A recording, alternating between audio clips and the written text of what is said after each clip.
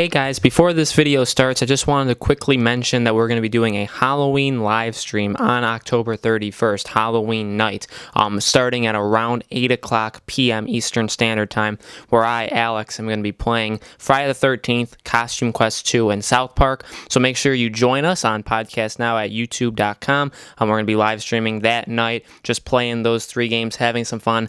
I'll be talking to you guys through live stream, anything you want to talk about, just, a nice little hangout to celebrate Halloween together. So I will see you guys there. What's up, everybody? Welcome to Podcast Now. I'm Alex, and I am joined by Nick, and we are here today to review Assassin's Creed Origins. So we've had a few videos up on Assassin's Creed Origins already. We've done a tips and tricks, and we've also done a best skills video. We're going to have a few more videos for Assassin's Creed in the coming days, a few more special videos. But in this video, we're just going to review it. We're going to talk a little bit about what we think of it so far. Neither of us have beaten it, but we've played enough to, I think, reasonably talk about it and tell you, what we think. So, this game obviously is the return for Assassin's Creed. Instead of coming out, every year, they took 2 years off, come back with this game, and I think the first thing we can talk about, Nick, is that the improvements are definitely there. Like, you can tell that they've, taken their time and what it can actually do for them when they do that. Yeah, I think, definitely, like, with the current gen games ever since probably, like, Brotherhood or around then, a lot of games, not just Assassin's Creed, it stops feeling like a new game from sequel to sequel. And that's definitely been a problem for Ubisoft games and Assassin's Creed, especially for a long time. And I actually, it is a big improvement, I will say.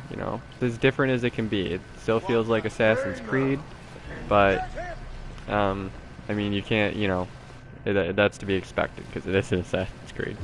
I think they did a proper RPG system. They added a lot of quality of life improvements. The HUD actually is really minimal. That's nice. That's a problem with their games. So yeah, I think it definitely shows that they took a year off.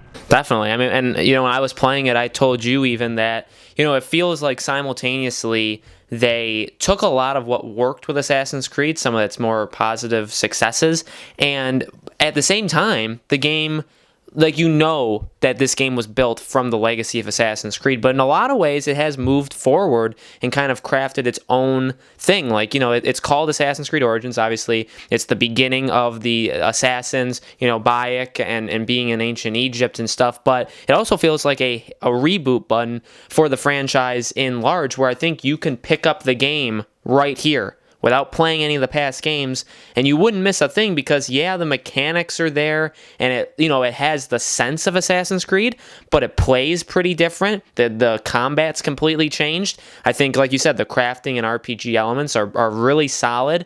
It's got the Assassin's Creed story to it in a way, but a lot of things feel, fresh and brand new. Even though 3 is especially, I know it's not your favorite, Alex, but since 3, I think they've kind of had like a shaky. Actually, maybe I'll say 4.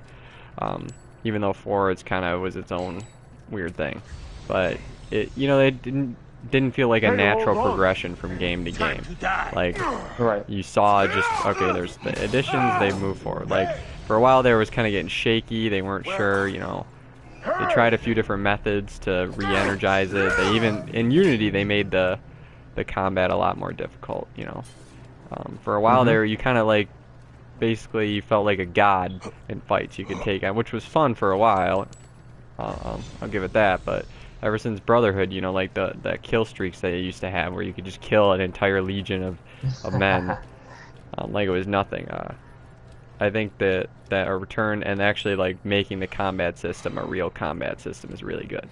I will give it that. Right. Like, it is good. If The Witcher's like a really good third-person combat system, and this is that or better. There's a lot to like in this game. There's a lot of fleshed out ideas that maybe I feel don't always get fleshed completely out because of the annualization of the games, where it's like, well, we have this idea or we have this concept, but we don't have enough time to actually implement it fully. And I feel like this game, it really does. Like, a lot of the things stand out in terms of, you can tell like they put a lot of effort into it. So from a character perspective, if you watch the channel or anything about me with Assassin's Creed, I loved Ezio. I think, obviously everybody did.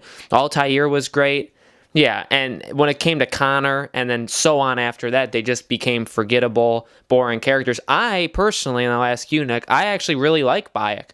From what I played so far, he's a interesting character. You kind of get thrown right into his story, which is it's a little different, I think, to start off, but I like it. And then it quickly gives you the story to back up why you should care about this character. And he is, in a way, like relatable where you understand him. And I feel like so far, he is one of the stronger Assassin's Creed protagonists, which is what they were lacking ever since Connor. And it wasn't just Connor. I think all the protagonists after three and on. I mean, Connor, the issue was, I mean, Ezio's story was actually, or not Ezio's, Altair's story was kind of like Connor, but it was the first game, so you have nothing to compare it to.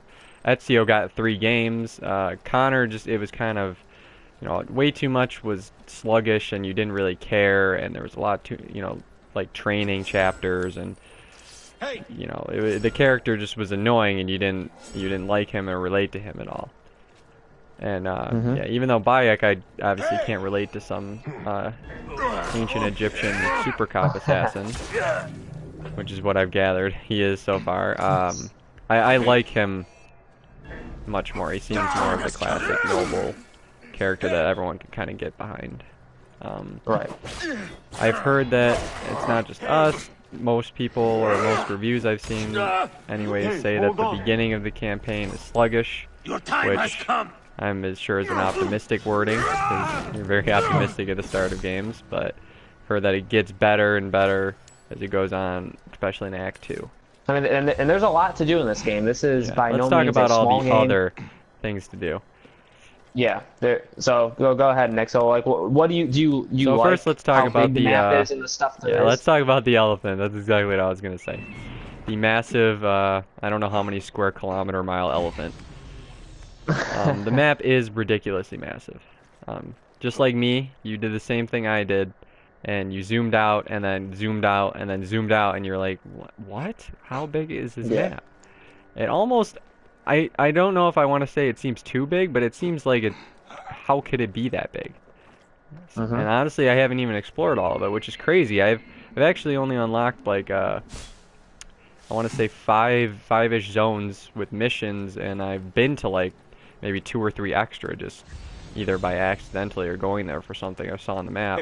And I'm sure 1 or 2 of them, like I saw that there's a Dead Sea, and I think one of them it looked like it was like a desert, so sure 1 or 2 of them are like there to look nice. Wildlands kind of had that, but so far it seems dense enough, and it seems like different enough where it's a proper open world. But I guess we can't be surprised at that, because Ubisoft, if there's anything they do, is they always build a giant open world for every one of their games. It always, whether or not the game looks good. I think I maybe expected it to look a little bit better, but it is, the scale of it is absolutely massive. It does look pretty for what it is. And Ubisoft has definitely mastered the, make it look like it actually should. This really does look like ancient Egypt, how you would imagine it looks. That is really what it is here. And, me and you were both climbing up the same rock structure, the really tall one kind of right in the beginning. I told you about that, and I wondered if you would get to it, because I didn't know it existed, and then you did, and yeah. Yep, and that's like, that's a special moment, like early on in the game, I think, and it's absolutely nothing. It's just a place you can go to. You can climb it if you want. You don't have to. Yeah, and when you do, the camera I was trying to get the back sync points, and I saw it, and I'm like, how high up is that? And then I, after climbing it, it's ridiculous how big they actually made the world. And it really shows how nice the world looks when you get up there and it spins around, and you get to see just how big it is. And like we said, there's a lot to do. There's a lot of question marks in the map. There's a lot of side quests. There's a lot of looting opportunities. There's a lot of enemies. The fighting system I really like. I think it's difficult. Yeah. It's challenging. You have to kind of slow down to do it, but it's really fun. Credit where credit's due. I mean, we've talked about For Honor 2 in other videos. Like, that is a good fighting system. Ubisoft can do it when they put their mind to it. Like, they can make something unique and good. Them pumping out games every year has kind of distracted us from the fact that they actually have created some of the most amazing and gameplay mechanics in gaming history. They've made a lot of milestones themselves, and yeah, I think the combat system is really good. It's really smooth, which is it's very good in an open world game. Graphically, yeah, it's what you would expect from Ubisoft, right? I know it's hard to make an open world game look amazing. You know, even The Witcher wasn't perfect, 'cause there's so much going on, but they do the bare minimum, I think, for graphics, and the downgrades are something that are always present. Right. Yeah. It seems like it's put together pretty well. I give this game a lot of credit. I think it's very good. I think this is a definite, like, above average game. I'm happy that they actually managed to do it. It seems like they kind of figured out. You know, I know ever since The Witcher, every open world game's been kind of scrambling. They know they can't just have tons of quests anymore. They have to be memorable. That's the bar now, and they definitely took that into consideration when making it. Yep. You know, they're not great, but they're a definite improvement over any type of thing you could have said they had before. If that's all it took was just taking more time, then I hope they continue it. Yeah, please. Yeah, I think, I mean, honestly, the biggest lesson, I think we both enjoy the game. I think it is a really good game. You should definitely buy it. You know, we're around Black Friday. Maybe wait for it to even go on sale, and you can, pick it up. And like you said, I definitely agree. I think that if this is really all that they needed was 2 years, I told you this before the game came out too, and we talked about this, like, please do not annualize the game again. I know you can look at it from two different perspectives. Even when it makes a lot of money, you can look at that. So it's possible that they don't annualize it and they realize that, this is the good quality we can get by not forcing it. So let us know in the comments below what you guys think of Assassin's Creed Origins. Are you liking it so far? Have you, like Nick said, have you played Assassin's Creed games, or have you not? And is this the game that you think you can jump back into? Let us know. Make sure you subscribe to our YouTube channel, Podcast Now, for more of these videos. Like and share. And again, like I said, we're going to have a couple more just special videos kind of talking about key aspects about the game coming up over the next week. So make sure you check those out as well. We will see you on those videos. Just to let you guys know, we're going to be doing a Star Wars Battlefront 2 Community Day event on Sunday, November 19th and Sunday, November 26th, where Tyler and I will be playing Star Wars Battlefront 2 from 1 o'clock to 8 o'clock p.m. Eastern Standard Time, where we want to play with you. Those who have Star Wars Battlefront 2, we welcome you to play with us. We'll be collecting your names and hopefully being able to get into groups with you. We want to play with you, and we're giving you some incentive to do such. We're going to be giving away one $25 Fandango gift card to a person that plays with us on each event, as well as one $15 Fandango gift card to somebody who watches us on each event. So both events are going to have one set each of the gift cards, $125 and $115 for events 1 and 2. Again, this is taking place November 19th to the 26th. We hope to see you there.